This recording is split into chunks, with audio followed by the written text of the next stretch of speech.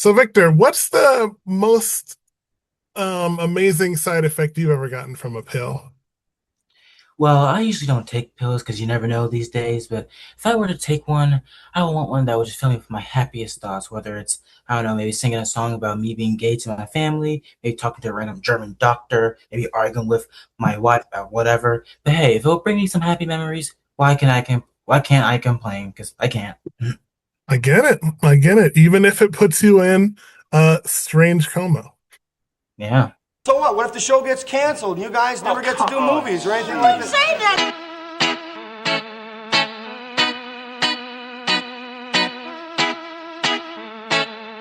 Yes, bitch! There she is! They should let children out of school to see this movie. They should show it in school. Boy, that escalated quickly. I disagree. I am Iron Man. There's gonna be consequences and repercussions. You're gonna have to rock a thong with this. Oh, no, I don't wear thongs. I have a very fussy taint. Oh, behave.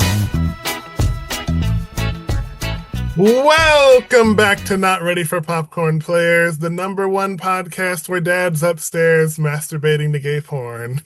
My name is Johnny Watson. And I'm Victor Higgins, playing every character, everywhere, all at once, of every gender. Great to be here. Of every gender is right, because today, as you guys know, we review the movies led by former SNL cast members, and today is a very interesting one. Some people might not have thought this was eligible, but looking back at it and seeing how many people he plays, I think he might have edged it out by one. We are allowed to do Kids in the Hall, Brian Candy. Yeah. What year was this from, Victor? This 90... was 1996. 1996, the year I was born. Yeah, a very interesting one. It's technically eligible because Mark McKinney is in it as one of the kids in the hall. And if you've never seen this movie, it's a doozy. It is, the best way that I could describe it is like Nutty Professor, except there are like 5 Eddie Murphys. And there was it 4 or 5? I think it's 4, right? Out of the members? Yeah, of the members of Kids in the Hall. There's 5 of them. I was right, it is 5. So yeah, it's like 5 Eddie Murphys all playing pretty much most of the characters in the movie, regardless of age, regardless of gender, regardless of sexuality, it's a lot going on here. And Victor, what was your idea behind this movie, man? Because you chose it. Yeah, so when I was looking back at our 2 episodes so far where we had guests and when we were with Ajax to talk about Not the Roxbury, he did mention Mark McKinney because, of course, he was in that movie and mentioned a little bit about Kiss in the Hall. And then when I looked back at our We're the Millers episode with Luke, I was mentioning a bunch of different, both forgotten and not, and, very well-known sketch shows from the 90s. And one that we did not mention was Kids in the Hall. And I was just doing some, research because I'm a big fan of them, and I remembered, oh hey, they actually did a movie that is sort of both loved and not so loved. I guess it really depends on who you ask, because I think there's a lot to think about with this movie. Loved might be a word you would use. Yeah, and because I know this is a very, very infamous movie. Because are you familiar with Siskel and Ebert, the movie reviewers? Siskel and Ebert. I've heard of Roger Ebert, not too much about Siskel.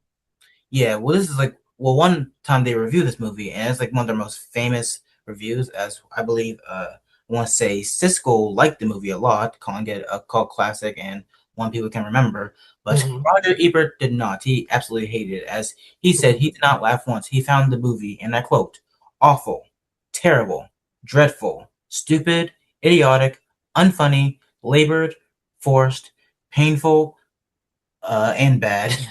Wow, that sounds like he really loved it. Those are such great compliments for a movie, in my opinion. Yeah, 10 movie, And given that I never seen this before, despite being Kids in the Hall fan, I thought, and of course, it's eligible for this podcast. I thought, why not cover it? Because it's a very interesting movie, and of course, this is usually the part where we would get into our SNL cast member. But I thought, since Kids in the Hall is tied to SNL in a very interesting way, just talk about because Lorna Michaels produced it, yeah. Right. I want to talk about just a little bit of the history of the Kids in the Hall, just a brief bit, because it does transition to SNL very smoothly. So, the Kids in the Hall is a 5-member comedy troupe of Dave Foley, Bruce McCulloch, Kevin McDonald, Mark McKinney, and Scott Thompson. And before I continue, how familiar were you with Kids in the Hall, Johnny? Before this movie? I knew about them. I had never seen any of their sketches. I had never seen this movie. I only knew that they were like I guess you would say an on the side sketch group that Lorne Michaels produced and found and everything like that. But I never really knew what kind of stuff they were. I did think they'd have a little bit more diversity, not even a white woman in this group, but they got a little something in terms of infamy, but I never really knew what they were doing exactly, what kind of sketches they were into. Yeah, I think I really started mainly hearing about them once I saw that they were getting a revival on Amazon Prime Video a few years back, and I just wanted to check out their work, especially since they are SNL adjacent. And I have seen again every episode of their show, and yeah, pretty good stuff. It's one of those shows where every episode. Yeah, it's only 5 seasons of and all of them It are says here it's done from 1988 all the way to 2011. So did it have like a late reboot or? That might be some tour shows they might have done or something. I think that might be like how long they are as a group, because those do occasionally perform as a group, but like their actual show lasted from 1988 to 1995, and only 5 seasons, all half-hour episodes, so it's a very easy watch. Okay. And so, yeah, I watched them, and they're really good. This is one of those shows where I always hear how perfect they are, and I want to kind of be the subtle a-hole that I am and find something that's bad about them. But I can't. They're really, really great, and kind of how they formed is very interesting. As what Dave and Kevin were a separate group that actually was called the Kids in the Hall, and Mark and Bruce were another separate sketch group called the Audience. And at some point, they met together and they formed the Kids in the Hall. And they kept that name, said the Audience. That would have been very funny if their name was the Audience for their entire run. And how Scott came on board was there was one show where there was only like 7 people in the audience, and it was the 4 of them performing, and Scott was in the audience, and they weren't doing so well at all.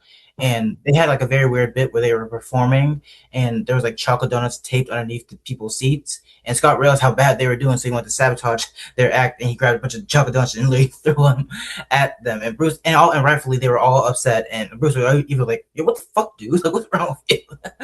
And that eventually did get Mark's attention, and he, Mark and Scott started to know each other a little bit, and then all of them got to know each other, and eventually, of course, they would bring Scott into the group. And a big relief that they brought Scott. That's a like 1 in 2 million origin story. To go from actively attacking the gang, to getting in the group, all the way to the point of you creating your own level of fame and getting on TV and movies with them is, impossible doesn't even seem like a good enough word. Like you're literally attacking them. That's damn. Yeah, it's like if someone like bullied you so badly and then suddenly you're now their best friend. It's like, oh. You never heard no story like that. Yeah, and then and really, there really are so many crazy origins in Hollywood that could even happen like that. Yeah, and it's a relief that they did form as a group, and they brought in Scott because he would become probably the most important cast member of the bunch, because even at that time he was openly gay, and he allowed them to have a lot of gay-centric sketches in their group. I did not know that. Okay. Yeah, I feel that's definitely another reason why the Kids in the Hall is so well known, because of course even back in like the early 90s they're showing gay representation, which by 90s standards this was pretty big, because if this came out in 96, this was the only thing that was kind of out like that was like Ellen, but I think it was pre her coming out. The one that doesn't come out until 1997. Yeah. And so Scott came in board, and then the real SNL side of things. Oh, and also another thing that made the Kids in the Hall, I think, so well known is, like I mentioned, they play both guys and girls in this. And I'm curious what you think, because I feel, especially as SNL fans, we always hear about the trope of like guy dressed as girl, and that's the joke of the entire sketch. Is that people, or no? I know that bothers a lot of fans, but that's why me personally. But what about you? This was interesting for me because, first of all, they're not playing all the women in this right. They have a few regular cisgendered women, but it's weird because it's like I just don't know why they had to do some of this. They're playing it, and have you seen, oh my gosh, what's that woman that Jamie Foxx plays? Wanda? I think so. On Living Color? It's not exactly like that where they're playing such an over dramatic, Right. ridiculous version of what they think a woman is. Yeah. They're kind of just playing a regular woman in a lot of this stuff, and it's just like, Yeah. I don't know if I've seen that often, and especially in terms of comedy, where it's like, oh, you're just kind of not playing anything too crazy. You're just playing, You're just playing a woman. yeah, A generic woman. just Yeah. a regular. And it's like, I don't think I've ever seen that. Like I said, and anytime it happens in comedy, it's over the top, or it's meant to convey a specific Yeah, be like, type of, LOL, I'm a dude as a girl, and all the crazy things about or it. they're trying to play like, I needed to be such a specific type of woman that's like Right. overly glamorous or overly ghetto or overly Yeah. loud or this or that. And it's like, no, they're kind of just playing a They're regular playing thing. basic women, yeah. They're That's playing the straight man of a woman a right. lot of the time. And it's like, I ain't seen that before. Yeah, that's another thing I know why people like them, because like they kind of changed the whole like guy in drag trope. Did I know- they? I guess so, either them or Monty Python, but I'm not too familiar with Monty Python. 'Cause I know they also did drag, but I wasn't sure if like Monty Python, it was like basically, I'm a dude as a girl, and that's the joke. But like for them, it was they just playing a woman, but like that's not the main joke of their characters, which I do think is very fascinating. And also to mention how I kind of got into the whole before I even really thought I did, because I know Mark, Kevin, and Scott were part of an old PBS Kids show that I used to watch called Oh, really? Oswald, Mhm. and it was like a math show, and they were playing like different like mayors. Like I think Kevin was like Mayor Triangle, Mark was like Lieutenant Pentagon, Mm. and Scott played some sort of dude. I think obsessed with circles. And another movie that I saw that had Mark, Kevin, Bissett, Scott, it was Bruce, as the three of them played security guards of a movie, a very underrated Christmas movie from, I think, a full decade after this called Unaccompanied Minors, which also features Tyler James Williams, a very young, I think right before he did Everybody Hates Chris. Oh, man, that's a good get. Yeah. I did hear about him being on PBS and Sesame Street and stuff a little bit. Mhm, yep. Yeah. And I think also like as them as individuals, like of course Mark I knew from like, Superstore, as Glenn. Right. And let's talk about Mark a little more. So Yeah. I'm looking at his stuff. It says he started out as a writer Mhm. and then got on the staff, got on the main cast in the 80s, and then got taken off and then got boosted back up in the 90s. How exactly would you? Yeah. So yeah, so after like the troupe formed and Lauren was like returning after season 10 of the show and coming back from the soon to be infamous season 11, he was recruiting new writers, and I don't know if he wanted all five of them to join, but only Mark and Bruce joined as writers, and I'm not sure why Dave, Kevin, and And then Scott. Mark's the only one that made it all the way up to the cast. Yeah, and they were only cast members for that particular season, and I don't know if they wrote anything famous, but I do know Bruce, as well as writer Robert Smigel, wrote that famous fire sketch at the end of season Okay, 11. so wait, he was only for the season 11 cast? Because it looks like he was there for some of the 90s too. As a writer, yes, Bruce and Mark, but Mark eventually would join as a cast member. And I also know Bruce, for that same season, Mark joined as a cast member. Bruce did, I believe, like 2 short films for season 20. And I also know Dave guest starred on a TV Funhouse doing a voice there. And Kevin was yep, that's great. Yeah. And Kevin was a guest writer in 2013. So Scott is the only cast member of Kids in the Hall that isn't actually really associated with SNL to his own degree. Which is a shame. But Interesting. yeah, and some other things I just wanted to point out is like, so yeah, after Mark and Bruce's time at SNL, actually also mentioned that while they were at SNL, they did like a very short-lived play and movie that I don't know the name of, and Scott and Kevin were performing in Second City in Toronto. So that's interesting. And then after their time at SNL did not do great, I guess Lauren really liked them, so I say, hey, I like you guys. Why don't I give you guys a movie? And so, or a show. And so, like after that, they did they created a pilot. They gave it to the CBC, and then their show existed for 5 seasons. But it aired in America on HBO for the first 3 seasons, and then for some reason, the last 2 seasons they switched to CBS, which is very interesting to me because these were not. It went HBO to CBS. That like never happens, especially because of the censorship rules of the time. You can do whatever you want on HBO. You go to a network like CBS, you got to draw back extremely. Yeah, and that's a weird transition. I'm not sure why they did that. I don't know if Like they had like No, I've never heard of that happening post the show being out. I heard like Insecure was pitched to ABC and then it ended up being on HBO, but that was before they got to create any of the real stuff. I never heard nothing like this happening after it was out and like you had the full range of what you can do on HBO. Yeah, I'm not sure if like they had like a 3 season contract with HBO and they didn't get renewed or something like that. But that's a very interesting position. And you can even see like in their season 4 and season 5 episodes that they're still kind of like filthy, but like also toned down a tiny bit because They would have to. It's CBS. Yeah, but they're possibly still like, the most buttoned up of all the networks. Yeah, and there's still some episodes in season 4 and 5 where they still like say like fucking shit, but like obviously CBS they'll censor it, but like for us, for the Canadian viewers, we'll get nice and uncensored for you. And we're the only ones that do that, as we learned with SNL UK. Yeah, and I think that's pretty much all I have to say. Also should mention like again, in addition to them being allowing gay centric sketches in their show, they also have a little bit of not great aged sketches as well as like Mark and Scott. I believe one time they played a character where they both were in blackface. Don't love that. Don't love that. Yeah, and since like Scott is gay, that also allows them to say the F slur a lot. So. Okay, that's interesting.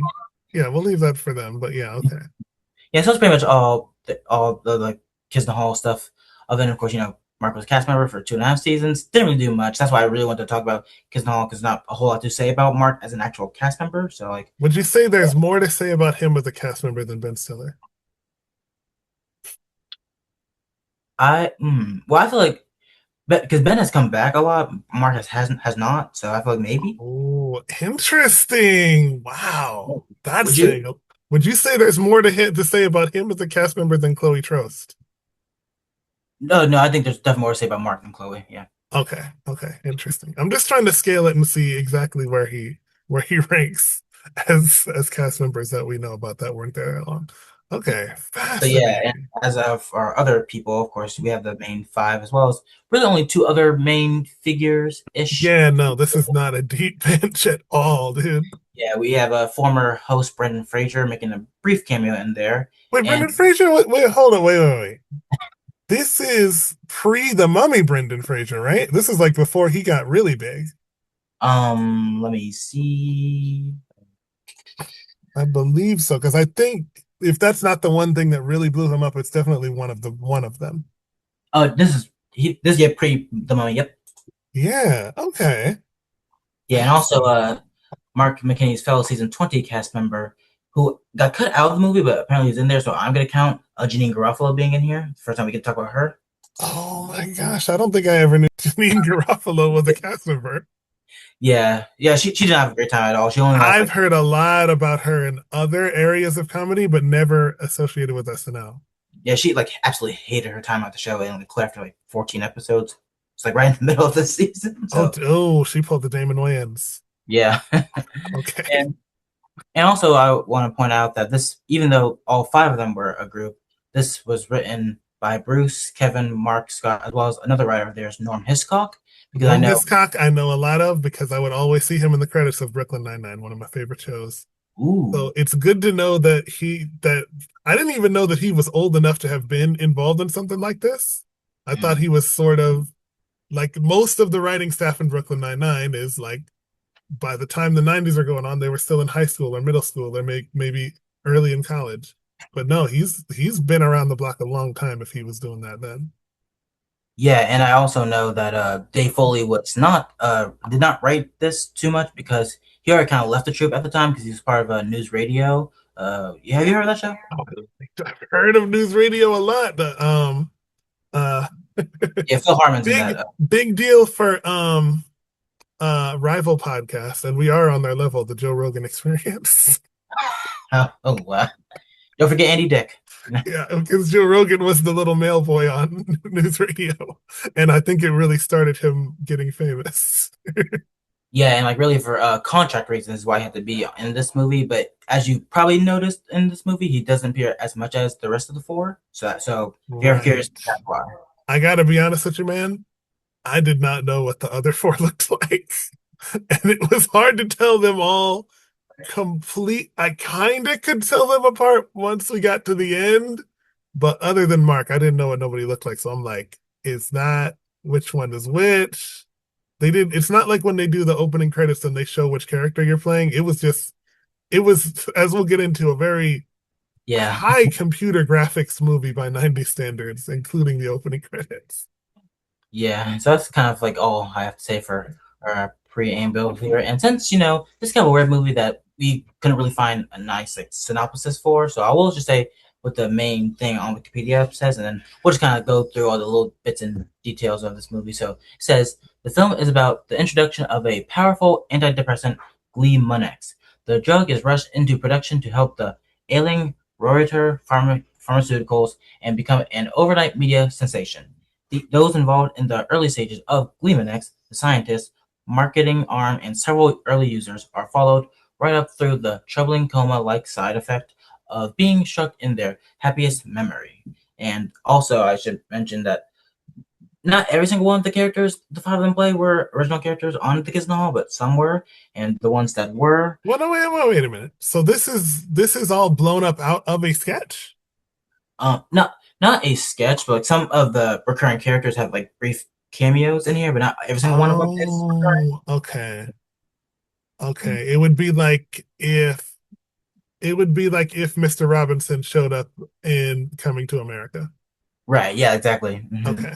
Interesting. Now let's start with some like of the main characters we have talked about. The one and only real Dave character we have here is Marv as Ron's assistant. We have Alice, the Bruce McCulloch female doctor. We have another Bruce McCulloch character, Grievo, who's a rock star. Chris Cooper, the main lead of this, who invented the drug. The African Don, the main of this. Yeah. Yeah. We have the Mark McKinney character, who is not Lorne Michaels, but who knows at this point. Right. He's Don. I watched the Lorne documentary, I want to say exactly 1 week ago. And I think they said that Don was based in personality on Lorne Michaels. Yeah, you could definitely tell. Just with the voice, the voice and the delivery, yes. Yeah, we also have Mrs. Herdecure, our Scott Thompson character, who plays an old woman who is severely depressed and one of their early test subjects. And we have another Scott character who I think was a recurring Kids in the Hall character, but not of this name, called Wally, the closeted homosexual husband. So, yeah. I mean, he is until he isn't.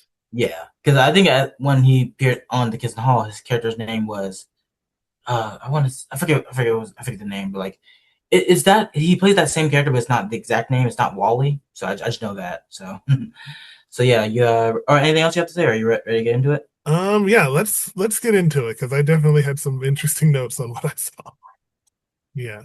Yeah, so we kind of like open up immediately with Scott as a homeless character, and just immediately we have another recurring character that Mark does on Kids in the Hall, just the cab driver just being like, "Hey, get out of here, you worthless piece of shit."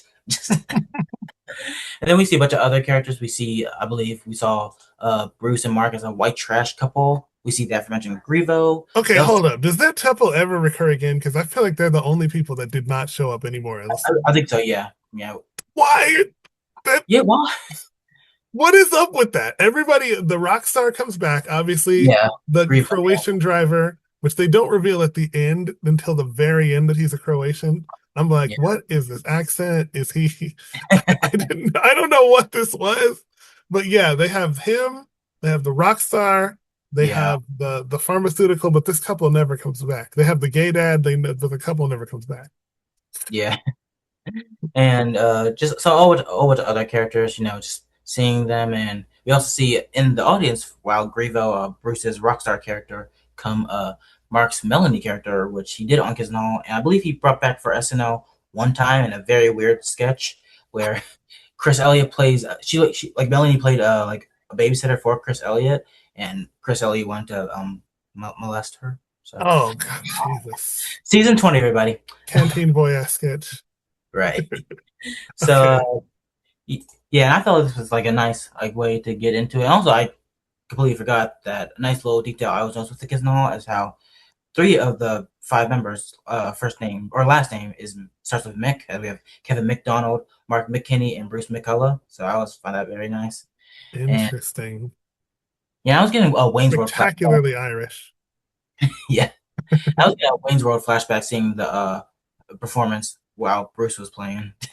Right, because that was of that very rocker grunge era at the time. One thing I noticed immediately, and I noticed it throughout this movie, very high concept CGI here. Yes. They're doing, by 1996 standards, a lot. Yeah. Like a lot. They're going up inside people's throats. They're mixing it with like some live action stuff that would be easy. Like they drop a little antacid into a bubble bath or something like that. Yeah. But they are mixing it with pretty big time stuff by 90 standards. I already went over the driver, and this is pretty funny with the dad. I'm feeling bad for this guy. I'm like, oh man, he has to, because he's in the dark, he's upstairs. I'm like, oh man, his family doesn't know that he's gay. He's living a double life. I watched fitness jacking off to it. Yeah, it's pretty PG though, I would say. Yeah, they don't like to call this, ding dong. No, they don't. You don't see like any penis or butthole or anything. But you see him, huh? We do see his butt a little bit later though. We do see a little. But he's jacking off to this thing upstairs, and I'm like, oh, this poor guy. He has to hide this from his family and try to think. And then as soon as his wife gets home, is like, hey, where's your father? Oh, he's jacking off to gay porn. Yeah, they all know about it. Like he's not like it's gotta be one of the craziest two sets of lines ever. Where is your father? He's jacking off to gay porn. Like usual day, What the fuck kind of family? And I love how Kevin, as the wife, is not even like surprised. Like again, all right. Like, yeah, they just all completely know. This is where that thing, the closet is glass, came from. It has to be. As soon as they hear that movie, they're like, "Oh God, here comes the pants off!"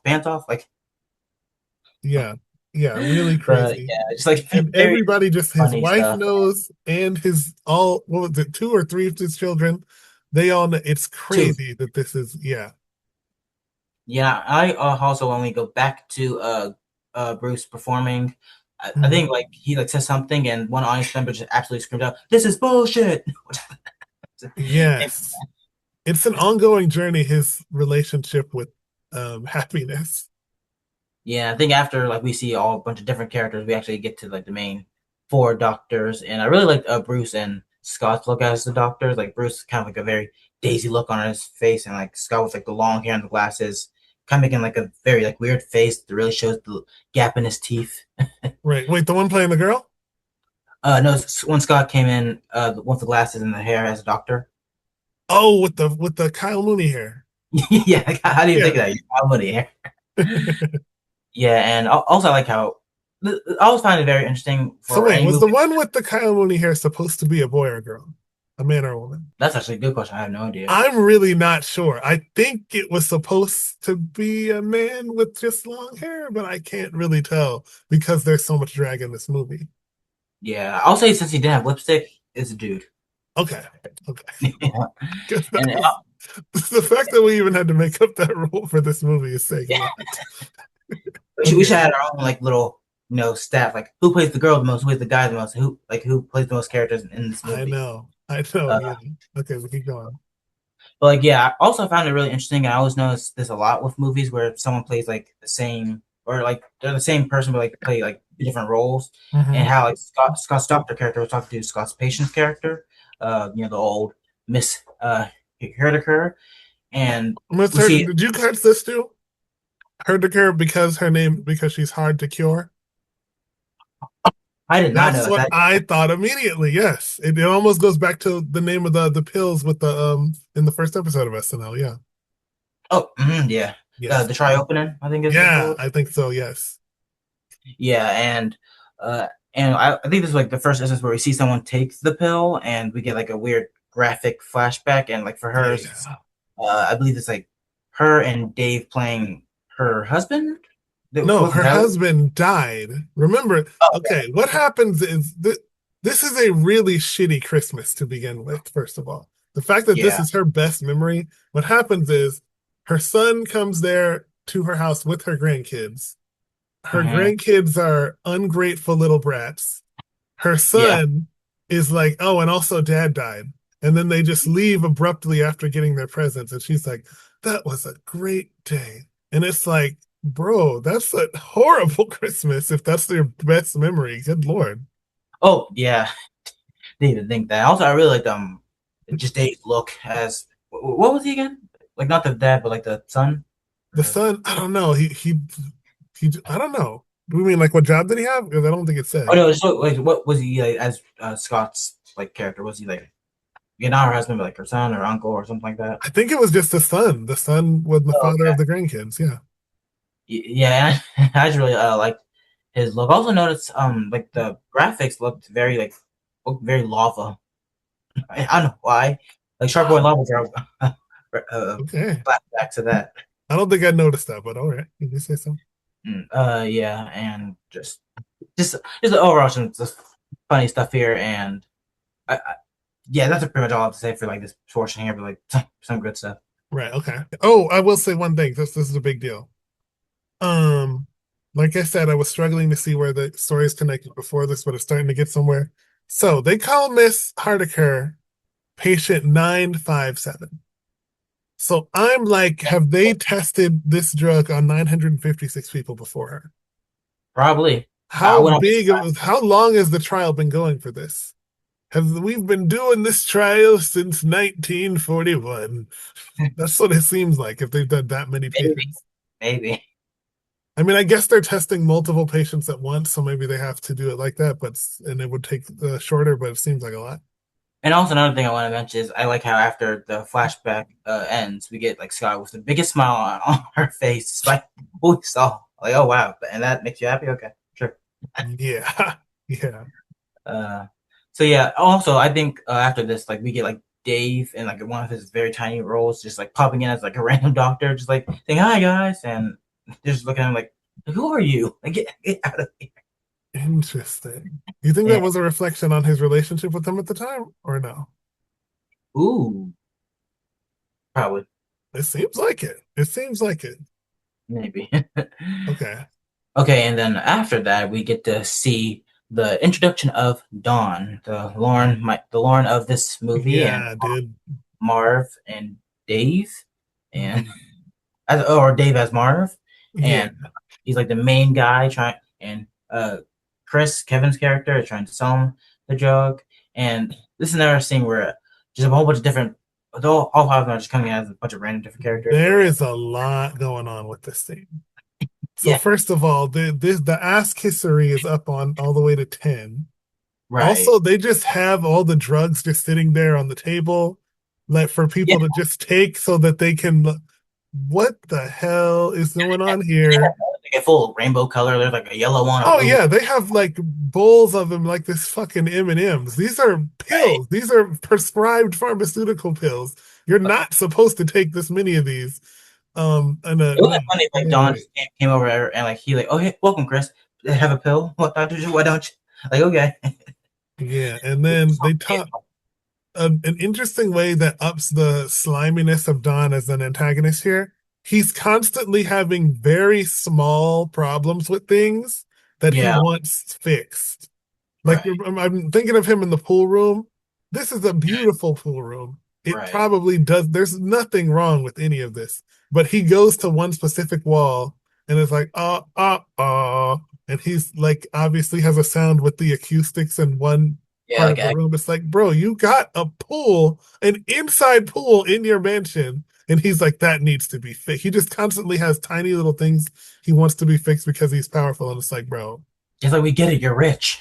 Yes. It's a very interesting way to make him more of an asshole. Yeah, I will say again, really great Lauren impression because I feel like Lauren is one of the most easiest impressions you could do because he talks like this, like yes. Can you do Lauren impression or not? Obviously, Joni and Victor have this podcast. They're making fun of a lot of my movies. I think it's a bad taste, but it could be better. I've always admired some of them and their work. And he really needs to Consult brain candy. Totally recommend. Yeah, a flawless impression. They're definitely not going to get all the way. The audiences in Youngstown, Ohio, aren't going to like what we have today. Exactly. Like I believe Mark also brings this particular character back in the revival for Kids in the Hall back in 2022. Okay. So yeah, so interesting, and it's a shame like he never actually did this impression on SNL because I feel like it meant very big opportunity. I think at the time in which he was doing it, it might not have got.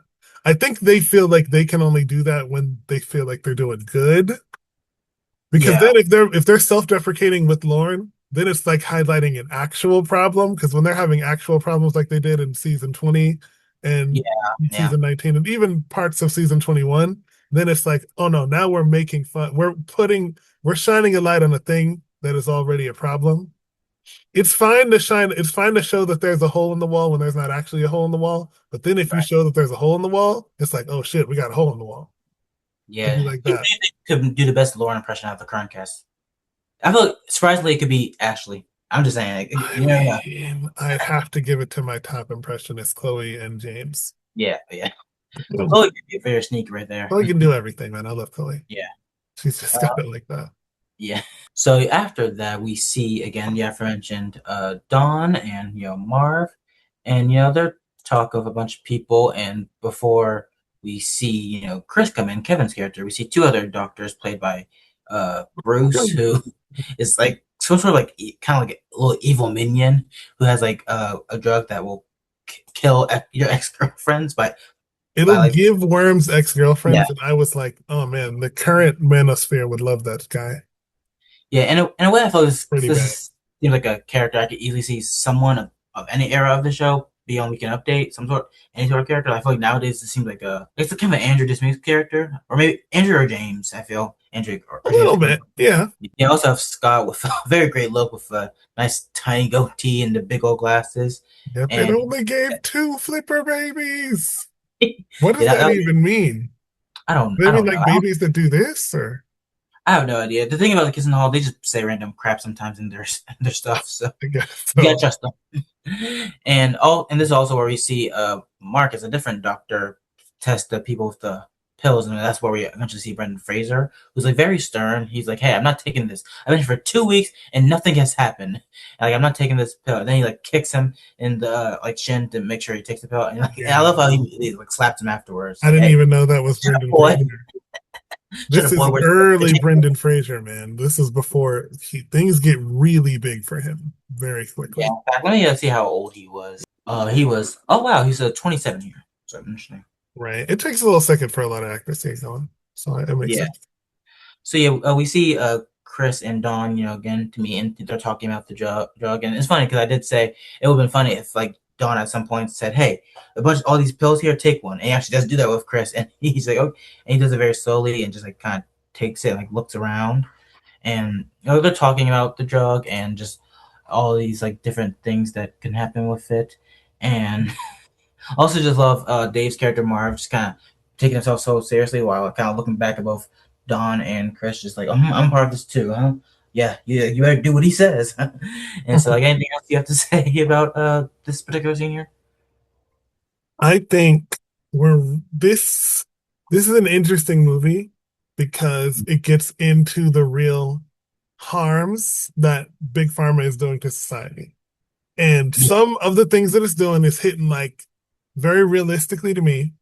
Some of it is like, I don't think they ever go too hard. Yeah. I don't think Big Pharma is ever a person that you can satirize. Well, not a person, an entity that you can satirize too harshly because, I mean, look at what they've done to millions and millions of people. The thing is, I think this could have been a much more serious, harsher criticism of that. But because this is a comedy group, I don't think they would have done that responsibly enough. You know what I mean? If anything, I feel they probably would have went the wrong direction for that. They would have gone the wrong direction, or they would have made it too silly. So I guess this is probably the best they could do. But yeah, it's going real hard. It's and we see very brutally honest about just being like, listen, we need to sell more stuff. It reminds me of something that I've been thinking a lot about from what I saw in the Learn documentary. Our job is to lie, cheat, and steal. Because Yeah. that's basically what they're doing. Our job is to make people buy stuff for stuff, and it's you can see it. You know where you can really see it a little later in the movie when he is so excited that they beat penicillin. A Yeah. drug that they don't actually need beat penicillin, a very essential drug to multiple other drugs that are actually saving lives. And it's like, yo, this is kind of fucked up, man. Yeah, and also I like I think there's like one scene where the other doctor's kind of walking around the hall. We see like Miss Haircare on some sort of like spinning vehicle as like another part of their experiment. I know there's an official name for that. But I can't think of it. Can Well, I you? think it's a gyroscope, something like Maybe. that. I don't know what it's called when you put a person in it, but I know it's something like that when you are spinning it around. I do know I've seen like a bunch of like space like places have that particular Yeah, it's thing. called. I think it's called a gyroscope. Yeah, and I just love how she's like happy looking at it, and you'll also see another scene where, or the same scene we see like a bunch of doctors kind of like scrambling for something I forget what. And I love we see like an orange doctor, like or like a guy with an orange suit as a doctor with a bunch of monkeys all over him. Yeah, And they're all very concerned about the research lab is about to get closed down. yeah, and at some point I think like security tracks him out. He's like, "Hey, don't forget about the monkey." He's like, "Let me have my monkey." Yeah.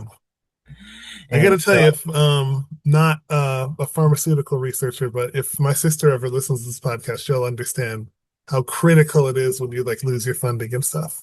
Because she's a scientist in plastics and stuff. yeah, and they're talking after the interview with Chris and Don. They talk about how like we really gotta update this drug, and they're not super convinced, but he like tells them like, hey, we have to do it for like this reason, this reason, this reason, and we all see the random return of just Dave's random doctor coming in, like, hey guys, can I be involved? And like, oh no, and he's like, please. It's like, what are you doing here? We don't know who you are. You like get out of here. And then we see them just at like a bar getting a bunch of drinks, and this reminds me of not an SNL sketch, but a sketch of their own that is actually pretty famous that they did, where it was Dave and Kevin, and they were playing. One I forget who was playing who, but like one was playing the boss, and one was playing a new employee, and just got hired to celebrate. They were taking drinks, and I think the new employee was like, "Hey, I don't really drink; it's not my thing." And he's like, "Oh, hey, take a drink. You don't want me to make you you don't want to disappoint me, don't you?" Like, no. Then he takes a drink, and then he keeps taking a bunch of more drinks and more drinks, where they get all ridiculous, they get bigger, like more colorful, and like it ends with him trying to stop drinking, but like he asks for a milkshake from the kid, and like he gets the milkshake, but then he secretly pours a bunch of liquor in it, and like sips it. He's now obsessed with all these like fruity, like colorful drinks now. So okay. Yeah, like something SNL can never. SNL can never. I mean, they could, but they won't try. Right. Yeah. Yeah, and then we see Bruce's female character Alice talk with Chris and to talk about. Okay, this was weird. This was a very loosely threaded romantic C story.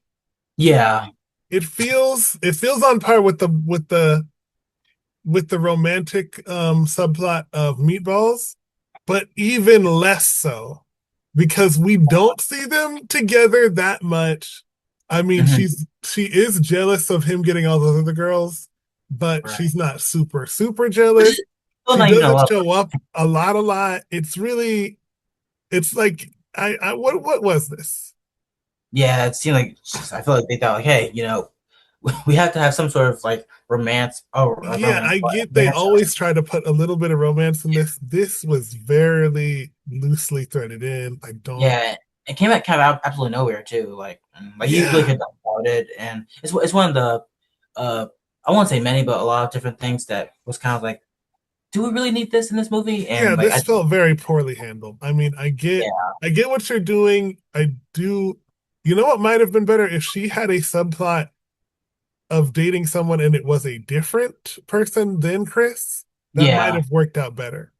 But because Chris is already going through so much in this movie, it's like, well, obviously he's not going to pick you. And then he does pick her and it doesn't even feel like it makes sense. Yeah, hey, I mean, if Dave appeared in this movie more, they probably could have had that character for him. If only. If only.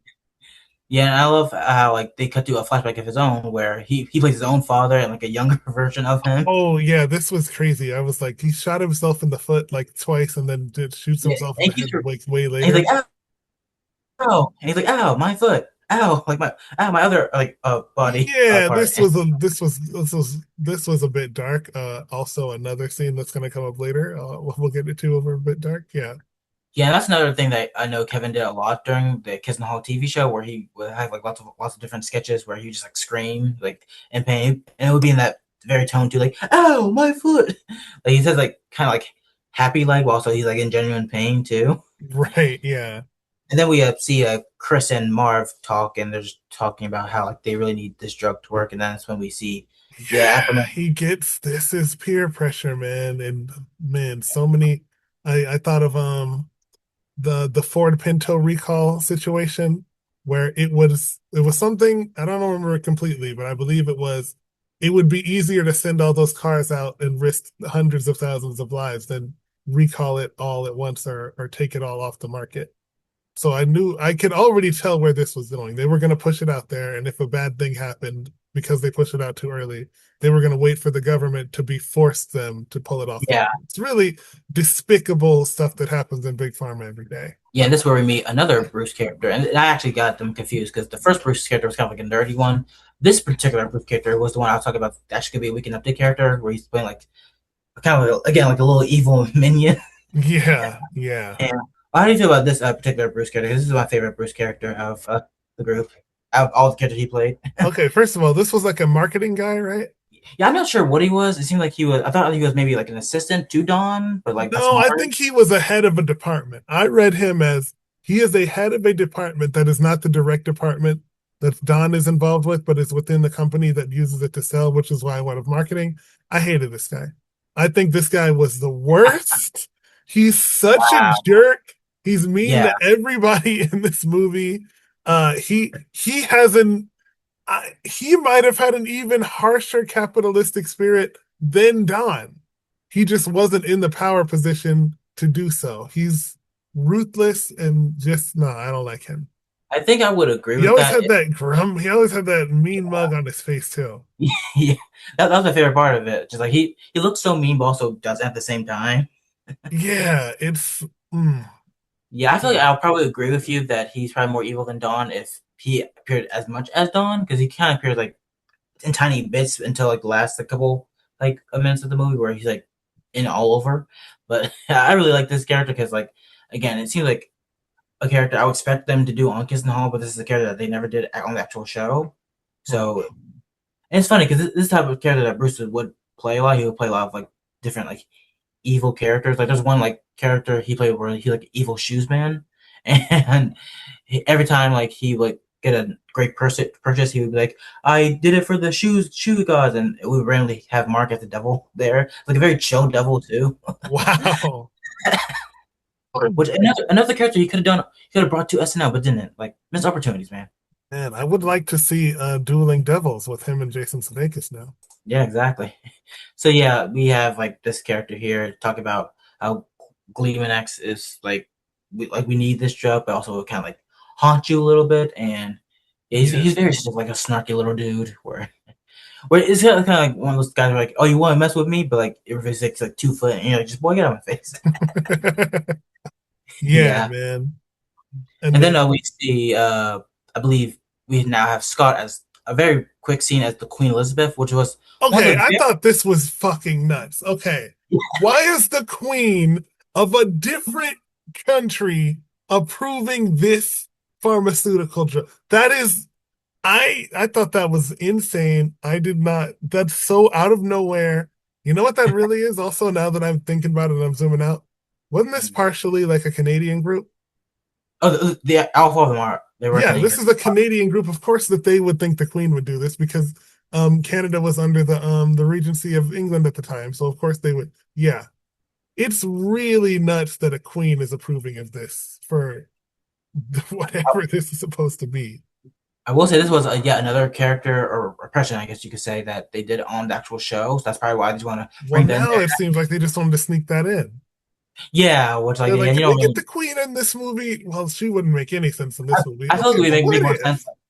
I feel like it would make more sense if, like, after the drug is a success, they're like, "Oh, we have a very special guest for you," and then the queen talks about like, "Oh Yeah, the wow, queen should have been at the big party. yeah, like, oh wow, I'm so glad that this drug came to a success. I really appreciate you, Chris." We're gonna do Yeah, another Lauren impression there, yeah, that but would like, have yeah, been crazy. yeah, we see like another a bunch of sequences like the drug being purchased, and we get now a new character from Mark is a talk show character, which I don't think he did on the show. So I think this is a new character here as a Nina Benford, where he talks to Chris Cooper, and for some reason, uh, I forget what's that little dude's name that we just talked about that Bruce played. Do you have a name? I don't remember what the name was. Okay, let's call him Little Minion. So Little Minion, Little Minion, yeah. Little Minion's randomly there, just kind of spying on him, like. No, I think he was sent there immediately. I think that he was sent there to keep him in line. Oh yeah, yeah, To you're make right. sure he didn't go off script and actually say anything real about this drug. And Yeah, it even though immediately just shows, what were we gonna say? oh no, also even though he's a crazy motherfucker, he keeps the job serious. Like, oh, I'm good. You want me to do this? I'll do it. I will. Yes. He's fully locked in.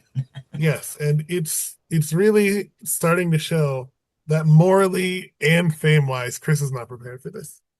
Chris is not prepared for this. He's not prepared to be on a show. He's not prepared to try to walk the line of telling the lies that this drug is ready and working and everything.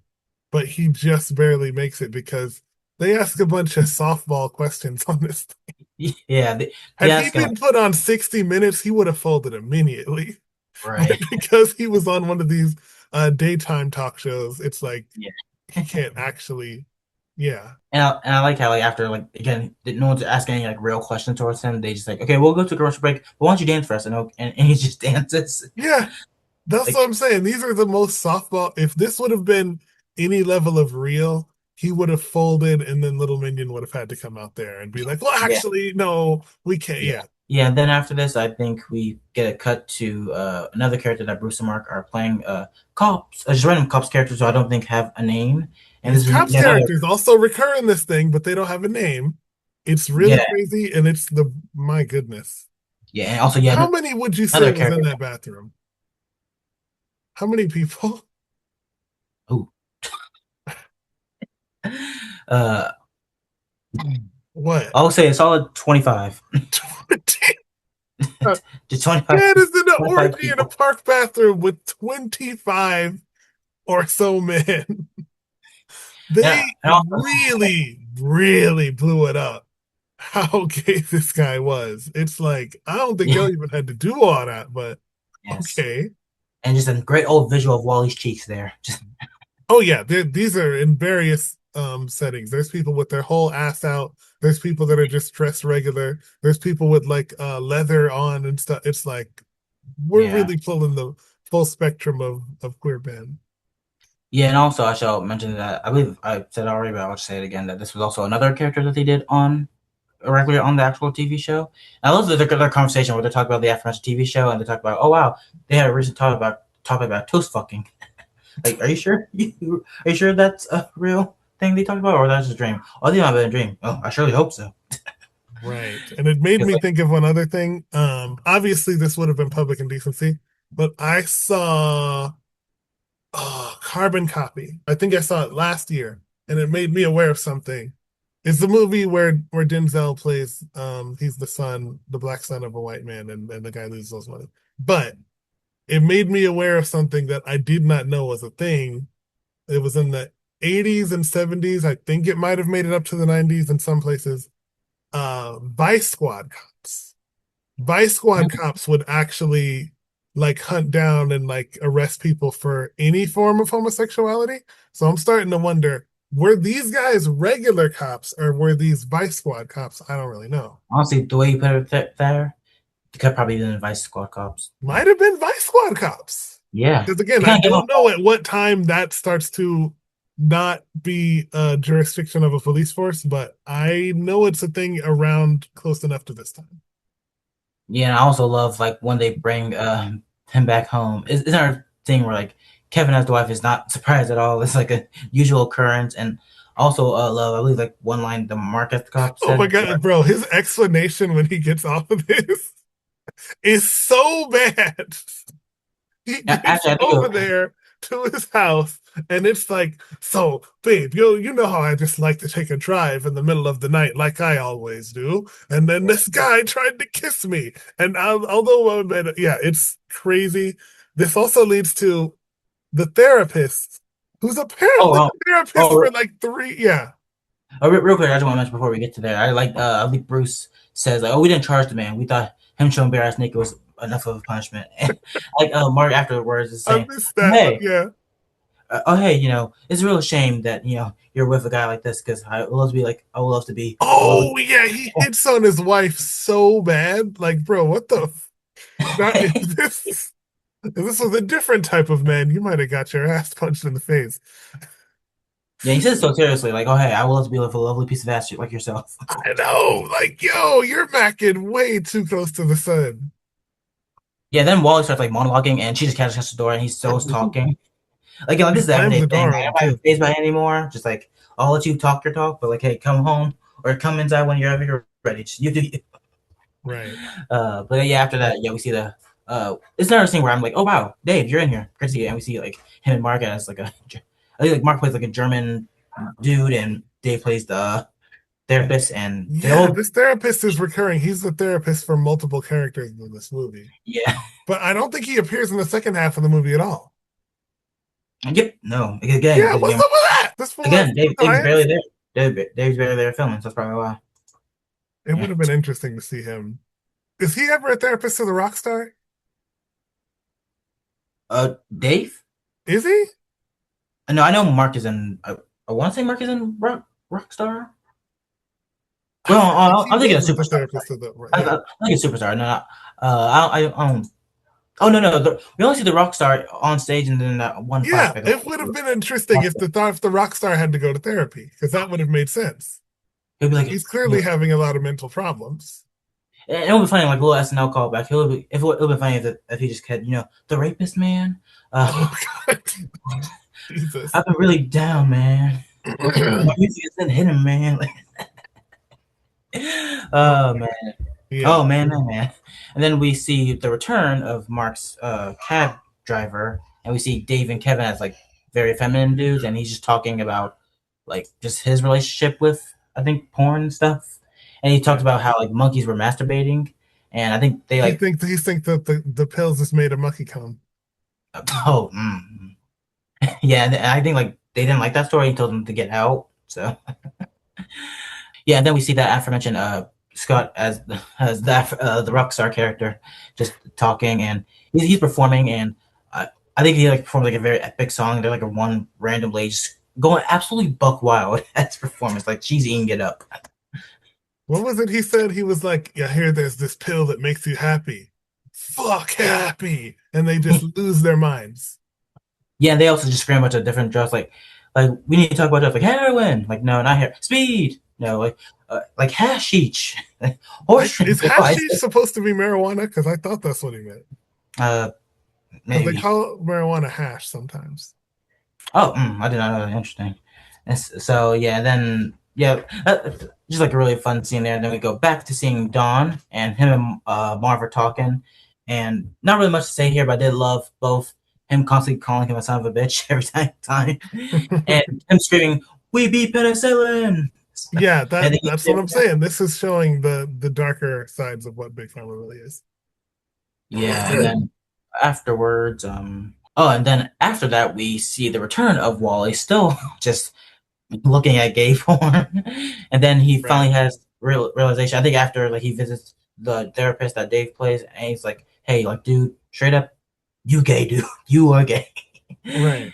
And then after that, he like realizes, and then he sings a whole song about him. This is a great song. I gotta be honest. This is a pretty fucking good song right here. I liked where they were going, but I most especially like. Also, the family is very celebrating because they can stop living this lie. But the bravest part of this song is at the end when he holds this long ass note. I'm like, okay, this has gone from comedically fun and silly to actually impressive. Like, you really held that shit, and I commend it for that. Yeah. Yeah, I noticed it went so long that you like hear his voice crack like 3 times while he's saying I'm Yeah, a and little very bit. three amigos. That's like the three. Yes, I did. Yeah, I did think about that when I was looking at the notes.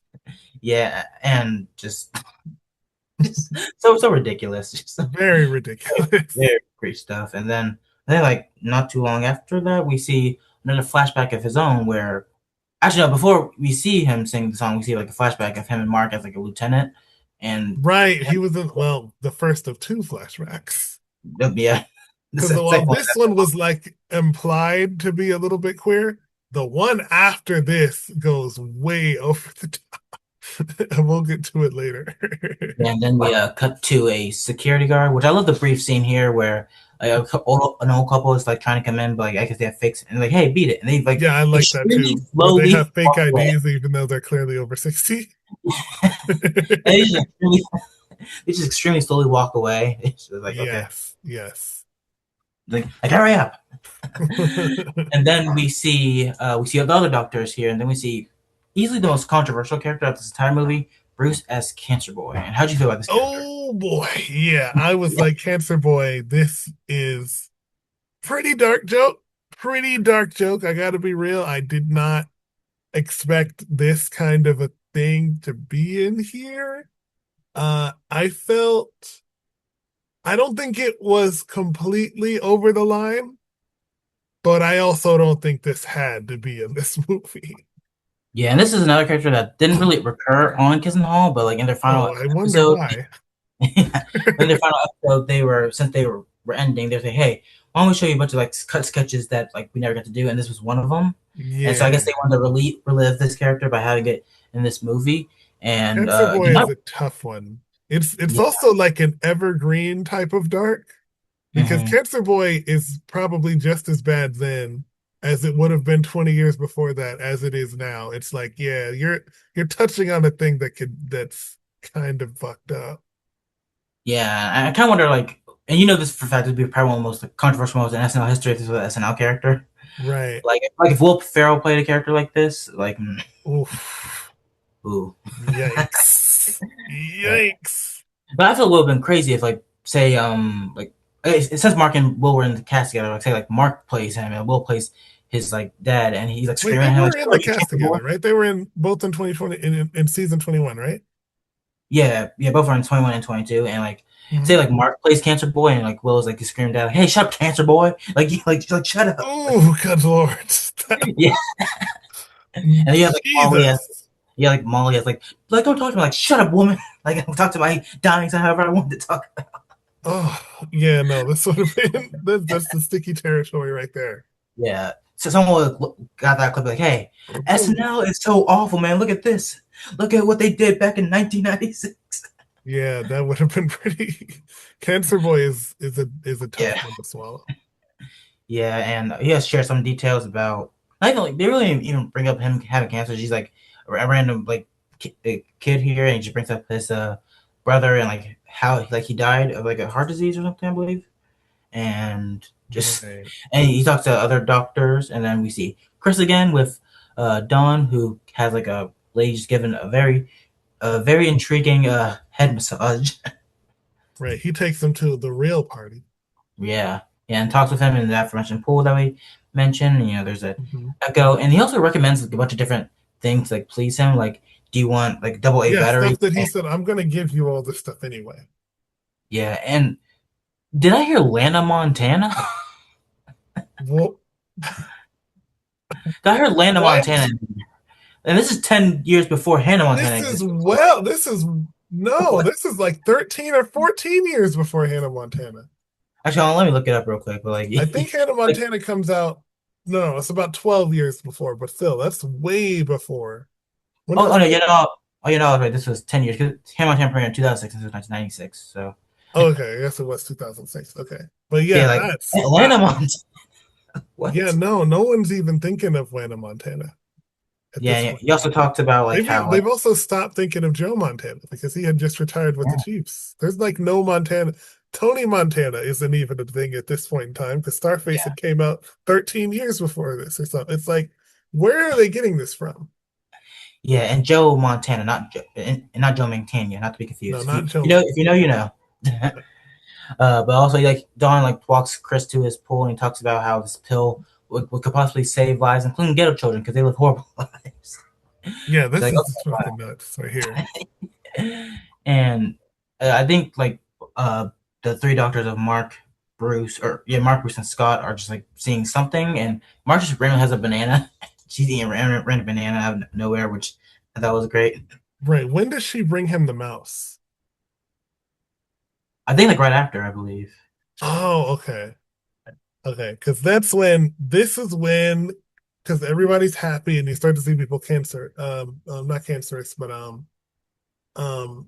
what's not seizures? Comatose.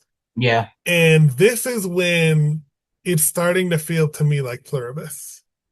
Because in Pluribus, the show, I think I brought it up on this podcast before. Yeah, on like episode 2 or 3. Yeah, something like that. In Pluribus, it must have been episode 2 or 3 because that's when it was around the time it was out. But yeah, I want to say when we did Stranger Fictions, I think you said that. I think so. I think I brought it up with Luke too. I don't know, but you love the show. It's a hell of a show because everyone except like a few characters are always happy or always satisfied because of this brain virus that took over the entire human race. And that's what now Gleeman X is starting to feel like. Everybody is happy. Everybody is no longer who they really are because they're not sad anymore.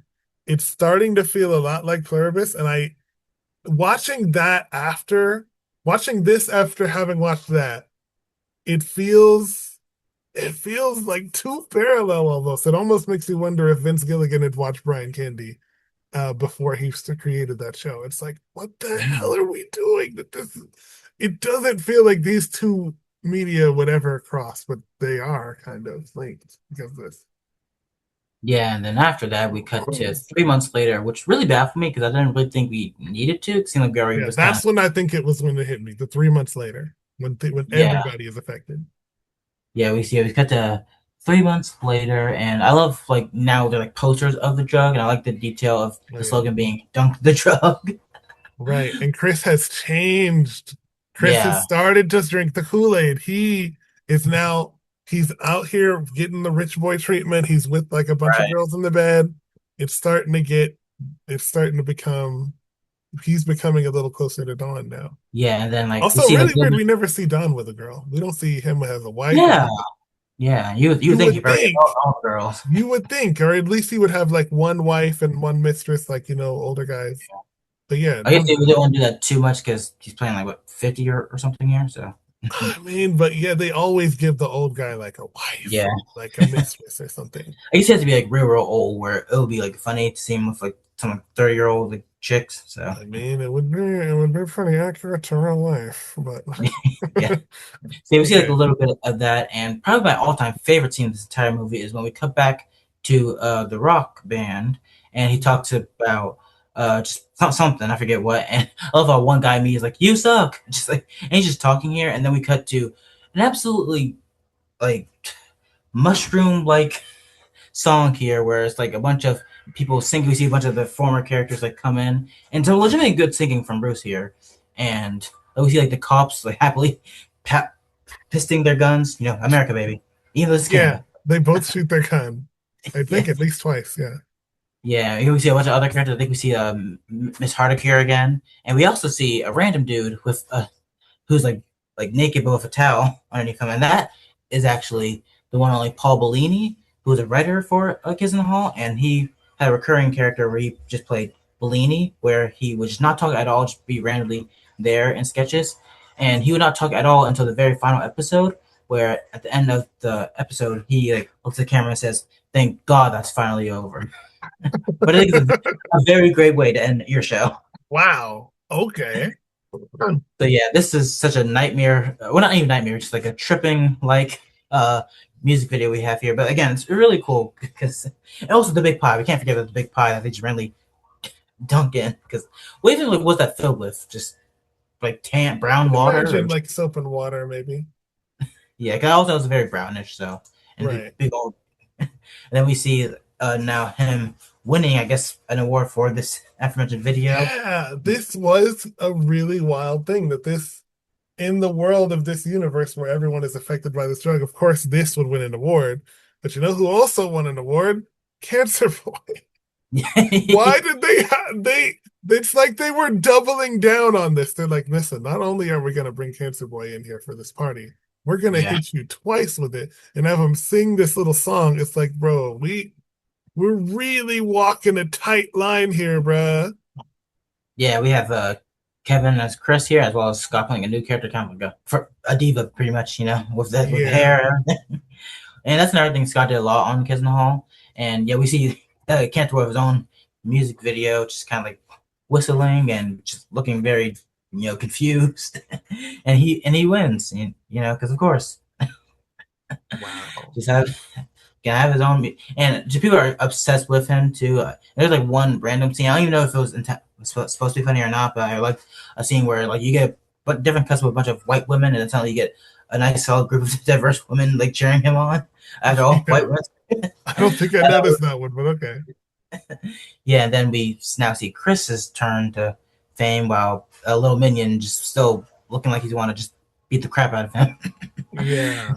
Yeah, and like, oh my god, get my autograph. And I like how there's one random dude like, hey, if it wasn't for you, I would have just killed myself. So I'm like, you love me that much. And then we finally see Chris get a little. Also, before we move on from this award show, the fact that Cancer Boy won an award in hip hop and folk as the same category, I'm like, hold up, who is making these award categories that hip hop and folk are in the same space? That's not how that's supposed to go at all. And if they wanted to be risky, they would have had one of the other guys play like a black musician, saying like, "Oh wow, this is my boy Cantor Boy. We're gonna give him the new hip music video, and he's gonna be the hottest new star." He's like, "Oh, thank you." That would have been that would have been nuts. That would have been nuts if they would have had Master P come out here. This is my boy Cancer Boy, y'all. We breaking him down all the way. like the new hottest album of both of them playing. And then that would have been great, man. Just a bunch of random different like gags in this movie that like they're piling on top of all of it. Yeah. And then we see Chris back at a random woman's hotel, and he clearly got a little lucky that night. And then we see the return of Alice, who is still very clearly in love with him and wants to really confess her feelings to him. Yeah. But it comes across awkward because again, and also Little Minion's there because of course. Of course. And anything you have to say for this scene? I just think it's starting to get wild. It's starting to get to it, like I said, it's starting to get to a point where this has gone worldwide. This is international. It's become too big to fix. And I'm like, I just know the other shoe is going to drop. I wasn't sure how. Yeah. And then, like I said, they show this mouse. He's frozen on this wheel. It's like, okay, clearly this is about to be the beginning and the end. Yeah, and a few more things I want to say. I really loved just the aforementioned scene with Little Minion. He gets his eye plucked out from a bird, and then we see him with a nice little white eye patch that will eventually become a red eye patch because he's still which suits him a lot more. And I also like we see like Alice here just like talking to them, and she has a bunch of different things to say. It keeps closing and opening the door until Chris just girl, get out of here. Just locks the door. That was great. And also, yeah, like you mentioned, there's that like mouse that got stuck on a wheel, just randomly being there that I really liked. And then after that, we see him back at his hallway, only to immediately see a bunch of people storming out, including Wally, proudly walking away with the tightest black shorts and tightest red shirt anyone's ever seen. So yeah, and then after seeing that, we get we see him with seeing a monkey, and then we get flashback to Mark as a doctor just playing chess with a monkey, which I didn't really find too funny. It seemed like you have a monkey in a flashback, you can have something funnier, and just have them play chess and not just play chess. You can have something better with that. Do you agree or not? I don't think I saw this part.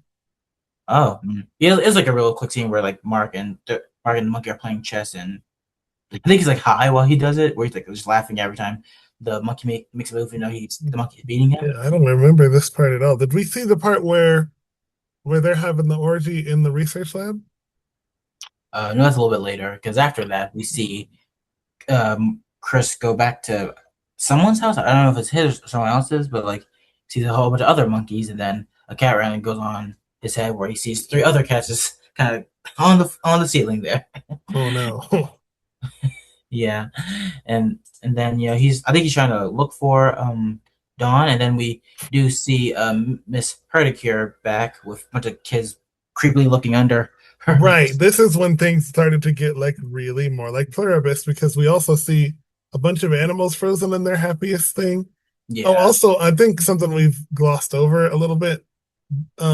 Gleeman X is not only for humans, they also made a Gleeman X for pets.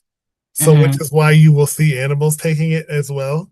And that's why the animals, and then, yeah, like you said, the kids under her skirt, which kind of conveys something a little dark, but hopefully they didn't get too crazy because they're kids, but you know. And I really thought, like, once we get the flashback of Miss Terracare, it would repeat like various times, kind of like a Pharrell Williams music video. Right. But like, no, we only got it twice, and then we just go back to her like smiling while so frozen. And then, Chris, wants this to officially be ready, this drug to officially be ready. So he goes back to Dawn, and he's like, hey, in my opinion, this drug is ready, and it's ready to launch. And he's like so confident, and he again tries to go to Dawn, but he's in the middle of some sort of Jewish ceremony with his family while camera crew is there, and him and Chris, Dawn, and Marv are all talking about like how this drug could like change the world. Like we'll get TV on us, radio, and all that different stuff, and it will really fix the media. And then I think Chris asked a question, and then both Dawn and Marv like for a while are like, like would that really work? And they're just like that for a little bit, and they're like, yeah, it'll work. Like think about it for a little bit. Like, nah, it'll work. I like how there's no particular company here. He's just like, we got to go to the media. Yeah, not NBC, not CBS, not Fox. Just no, we got to go to the media. The media, like the media. If you don't know the media, yeah, the media. The whole thing is the media. There's no particular building. Yeah. Then Dawn and Chris are talking, and really just talking about like the drug and how he really needs it, because again, like if not, it will probably risk him his entire job. And then he shows him a bunch of people with just that are kind of out of their minds here, kind of like in like a mental hospital, of like how I think they were affected by like a sample of the drug, and like how the effects are happening now. We see like a old woman dancing like in very like 80s-esque of the big hair and everything, just having time of her life. And hey, props to that old lady there, because that's a great happy memory to have. Yes. And then we see just other people just walking. I don't know why that was the only flashback we got from the other people. I feel like we was gonna go to other people. We only went to that old woman for some reason, so I don't understand why that was the case. But like, but yeah, we'll see the other character again. She's everywhere. And Chris like finally is enough of Dawn's crap. Like, hey, no, like this is my drug. I want to do it how I want. And then like he puts his finger in his face. Like, don't put your finger in my face. And it's kind of like oh yeah, this was an intense scene. They almost fought. They did fight a little bit. Yeah, like a little bit. It was like no punches were thrown, but a lot of grabbing. They're Canadian, so they gotta be a little they're not gonna. So, they're not the Wolverine and Deadpool Canadians. They're more like the Mark McKinney and Lauren Michaels Canadians. And I love how like after the fight ends, Dawn has like very like disgusted face, like, and then he just immediately goes back to his like, okay, so I did not like that, so I'm gonna get you. Like, and then when he leaves, he's like, ow, my fucking finger. Like,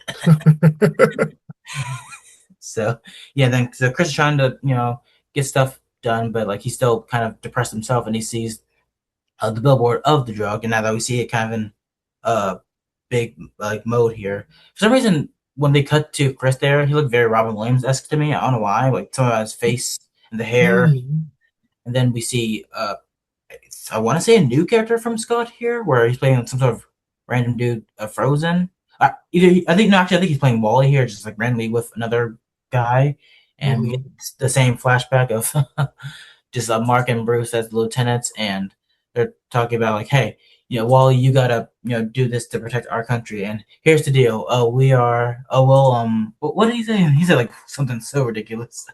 Oh, and he says, oh, okay. Here's what we'll do. Like, you fuck the enemies, we'll go masturbate to them.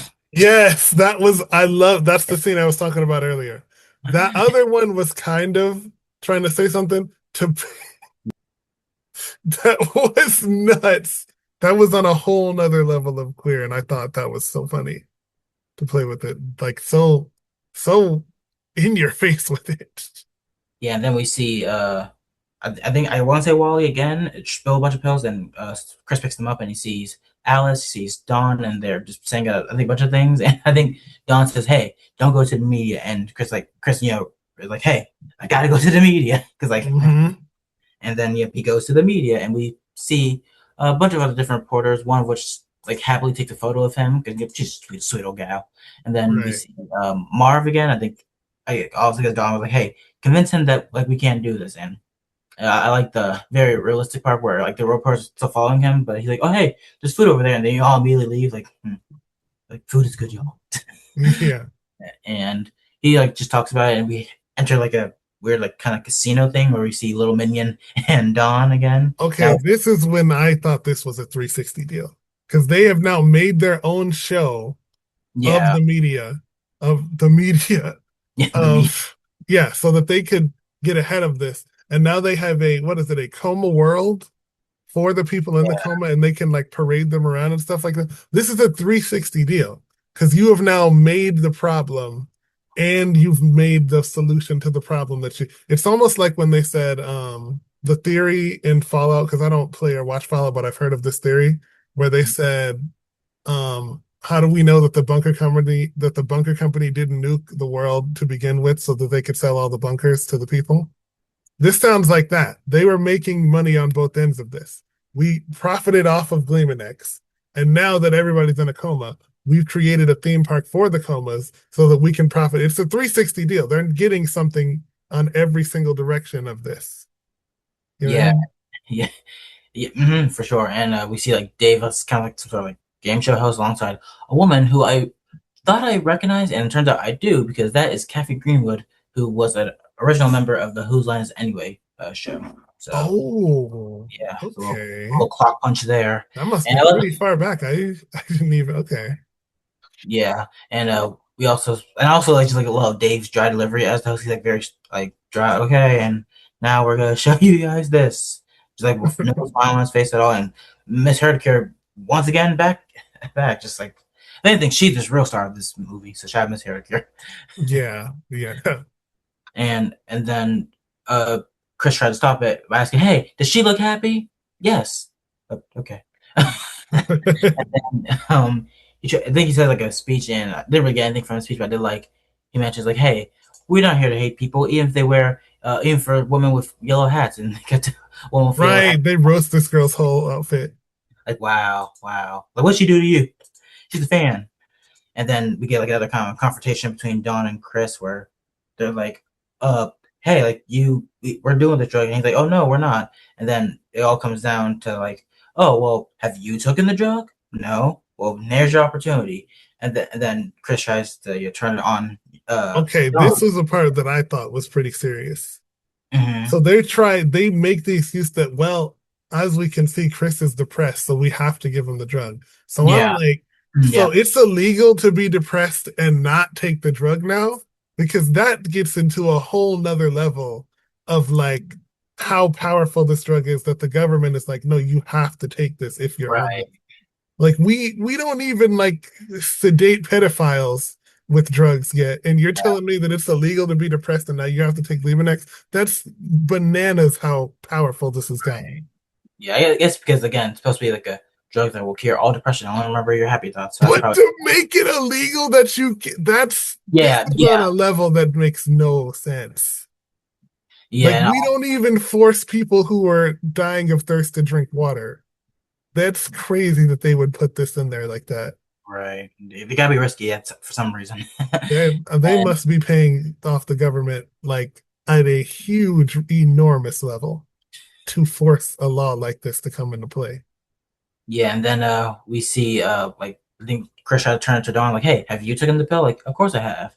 And then he says, "Okay, I'll take the pill. Marv, you take the pill." And then Mars flashback. I will say that, yeah, this was a fun flashback. What did you think of it first? I just thought it was like very goofy. I didn't really have a whole lot to say about it, but I thought it was like very I fun. like that. That's how simple it was, Very simple. I like that it is both Marv's flashback and Don's flashback. Yeah. And just for those who don't understand, the flashback is he's getting coffee for Don. And obviously he hates him so much that he lets another dude piss in this coffee. Right. And that's his happiest memory.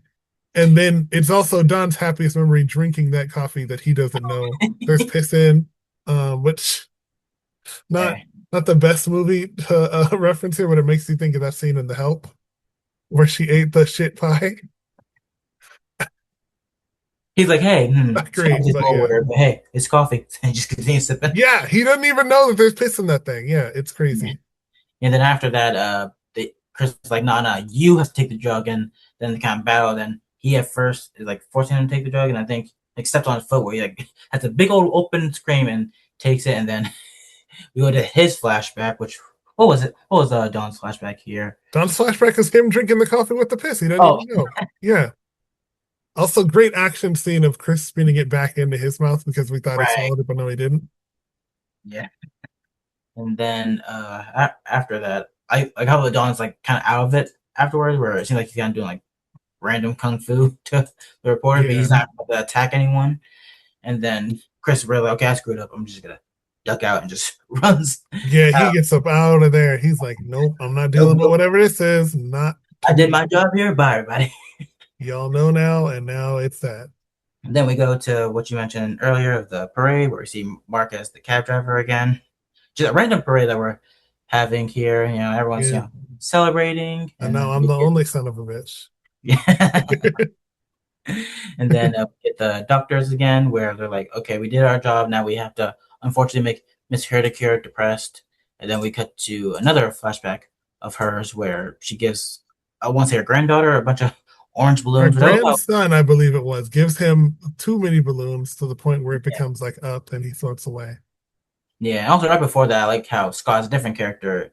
I think he's like just trying to have sex with Mark's doctor character now. He's like, ooh, just like kind of shaking his head. Oh, goodness. Like, "Oh, hey, easy there, buddy." And then, after that, we see again Miss Herdecure. After her flashback, we see her cry, and then we finally see Alice and Chris have just a big kiss. Yeah, again, terribly lined in romantic subtension here. It just didn't feel like it fit. And then we get to this kiss. This feels a little bit earned, but not earned enough to make sense for the end of this movie. Yeah, it's not cooking with gas. Yeah, something about us covering movies where there's some sort of like dominant woman who's trying to go after the lead. We did Night at the Roxbury and with Wayne's World. And Night at the Roxbury was different because Molly went so good with that. But the rest of and kind of in our last movie, Osmosis Jones didn't have a great one either. I feel like people who make movies feel like they have to have a romantic thing when they don't. So sometimes they'll just throw anything in there. It's like if you're cooking and they're like, "Hey, you got to have onions in this dish," and they're like, throw a whole club in there, throw one shade of something. Yeah. I think that's such a common thread for the 90s that people just want to keep that going because it will be a 90s movie. I mean, this is the 70s, the 80s. We've had a movie like this in the 70s, this one in the 90s, arguably another one in the 2000s. Mm-hmm. They might have stopped doing this in the 2010s. Some, I think, as we get to more of those. Mm-hmm. Yeah. Also, like because when we saw the little girl lifted up from the balloons, it reminded me of. Are you familiar with the Amanda Show? The what? Are you familiar with the Amanda Show? Oh, Amanda Show. Yeah, that was my first sketch show ever. Ooh. It was either that or all that. Mm-hmm. But yeah, it reminded me of their Moody Point sketches where I believe like the mom of that was like trapped or like she left because she was stuck in a hot air balloon. Kind of remind me of that. Oh, I very, very vaguely remember this, but I think so. Yeah. A little tiny bit. Yeah, and then we end this movie with Mark just kind of wrapping up and saying, "Hey, the girl's fine. She became an air pilot, so Just go back Yeah. to Living Our Lives, y'all. Don't worry about it. And like I said, this is when we finally find out this guy was supposed to be Croatian the whole time. Yeah. Also, the weird way the credits were rolled, where like all of them were kind of like curved and like to the side. I think I also added Yes. to the movie a Yes. little. It was a fun little credits. I liked it. Yeah, and again, somewhere Jenny Garofalo was in this. Her scene was cut. Not sure where. Also, I wanted to point out. I think he was like probably an extra in this movie. Adam Reed, who I know because he was part of another Canadian show, You Can't Do That on Television, as well as being a voice actor on the Cartoon Network show Total Drama. So I want to. Oh, I love Total Drama. Oh my God. I think he played Trent and Owen. He was Trent. He was from original Total Drama. Yeah. Oh wow. And then we kind of get There's some Canadian greatness in this. If someone from Total Drama was in this movie. right, and then we get like a post-credit scene that isn't really anything, just like with Netflix Cafe Green with Miss Herdeker. I didn't really have anything to say about that. And I do also want to point out not forgotten, but like an alternate ending this movie had that I actually think I might have preferred over this ending that we had here.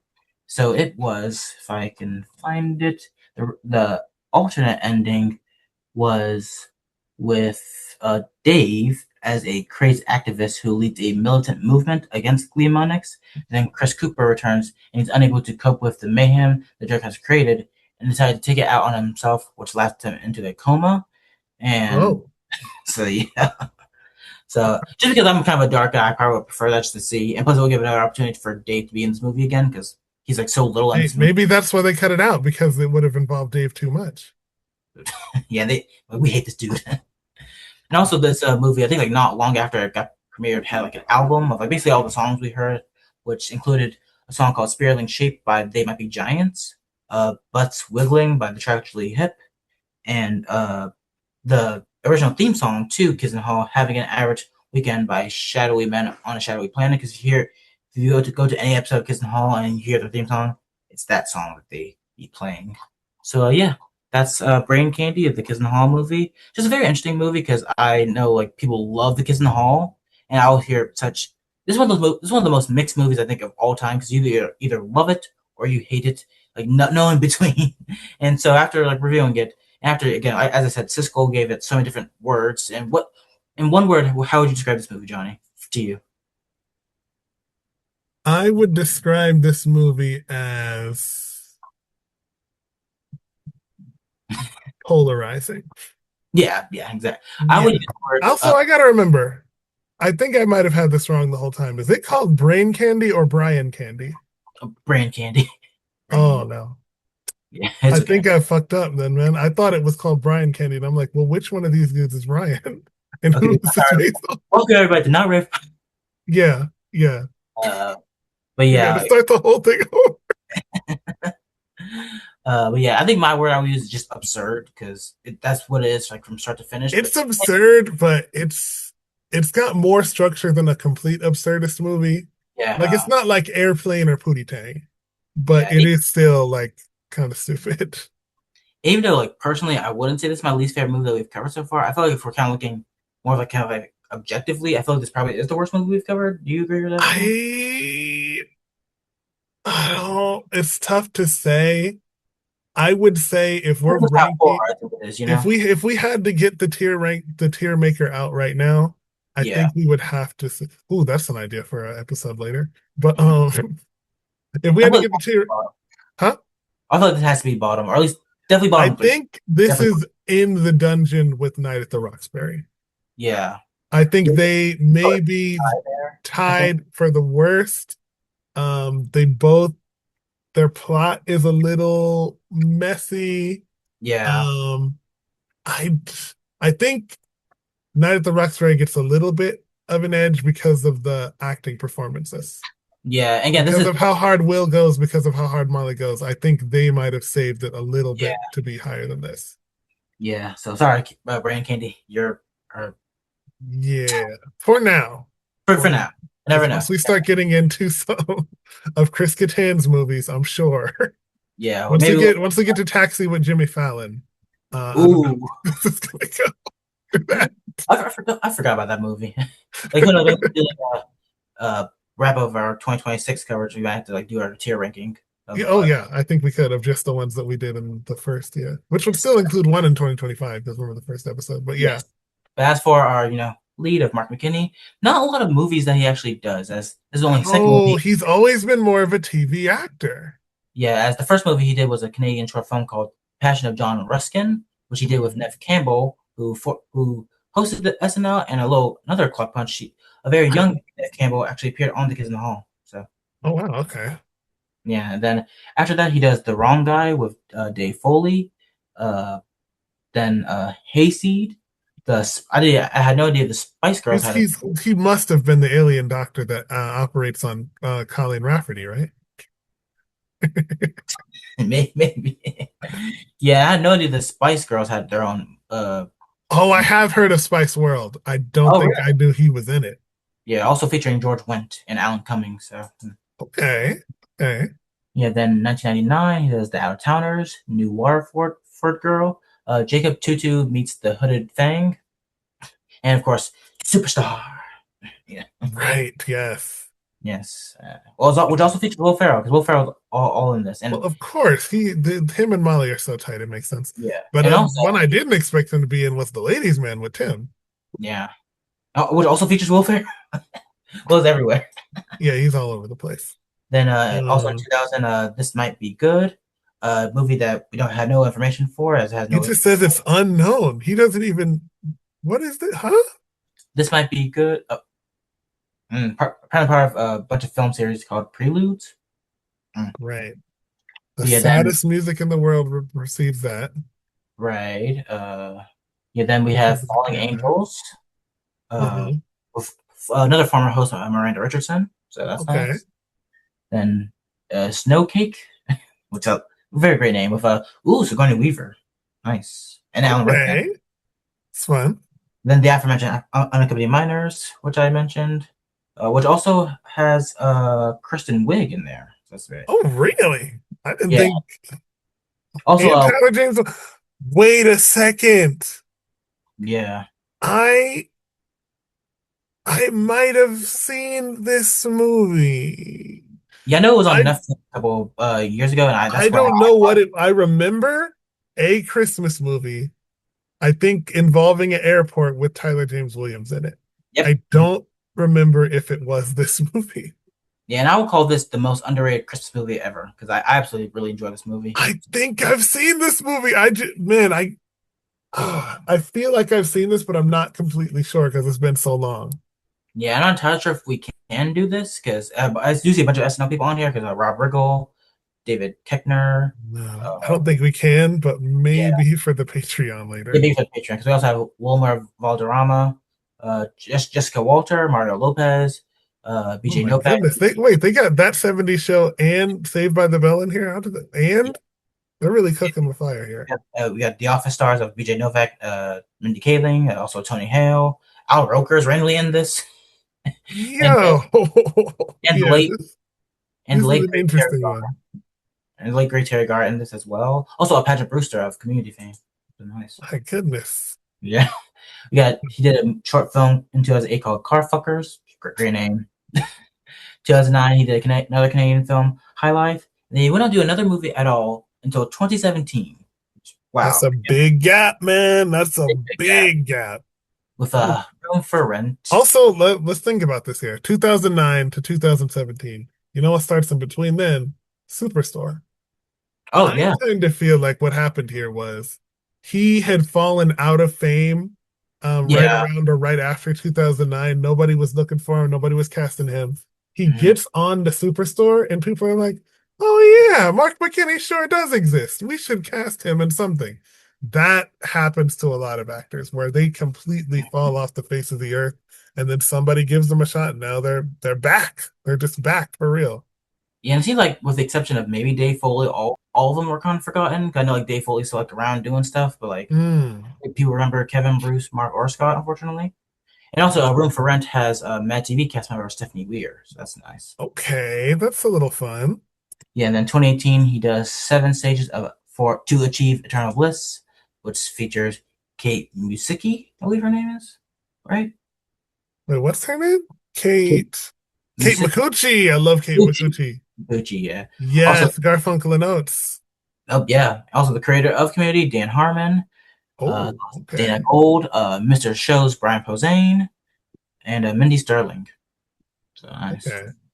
And then also does Doozy in 2018, and then the last two movies he did, which were in 2024, he did Scared Shitless, Oh, uh, sounds like and, a Sarah Sherman kind of movie. right, as well as This Too Shall Pass. So yeah, and that's all Interesting. he did in his time. So you're not a lot for him, but he did some Yeah, stuff. not a particularly big thing. I think this is the closest he comes to leading any of those, right? Or he I might think have had an early, yeah. But yeah, he's not really it's interesting how you start to see as you do this as we do this podcast, you really start to notice who became a movie person, who yeah, became a TV person, and who kind of didn't get into Hollywood like that. Might have still been famous. There's a right, whole nother sect of former SNL cast members that just went yeah, right back into stand-up comedy. Still yeah, was great at that for years and years and years. They just didn't get on TV or movies that much. right. And just to age myself a little bit, I see that out of nowhere, another show that I grew up with that he was, I think he only like two episodes on was another Nick Jr. show or a Nick Jr. show that he did called Dino Dan, which I think was kind of like the way of trying to have a kid version of Jurassic Park, which was unfortunate because I remember absolutely hating this show when I watched it as a kid. For It's no got to reason. be pretty bad for you to hate it as a kid. Damn. Yeah. I think it's because like they had dinosaurs, but they didn't really do anything with them. They're like, oh, here's a dinosaur, and just like walk in. That's it. Wow. I, You I were like, like, oh, you got a you don't dinosaur? put Nothing like that. little 4-year-old Victor was throwing his binky at the screen. If you don't put this dinosaur in a real situation, I'm Right. gonna scream. They just have to like walk in, like not doing anything. Just like you have an opportunity, you have dinosaurs in your show, and you're not doing anything with them. This But is also, a I think waste also, of dinosaurs. I'm gonna spill my animal crackers if you don't put this thing together right. I think it was like one of those shows where like it will come on right after a show I like really loved on Nick Jr. So I think it's right Oh over. yeah. Yeah, I know like there's the other pig show that Nick Jr. did called Olivia. I'm not sure if you know about that one. I think I've heard of Olivia, but I Yeah, think it was also right past my Nick Jr. times. yeah. I'm old enough to remember when Dora started. Oh, Not Diego, when Dora the original started. yeah.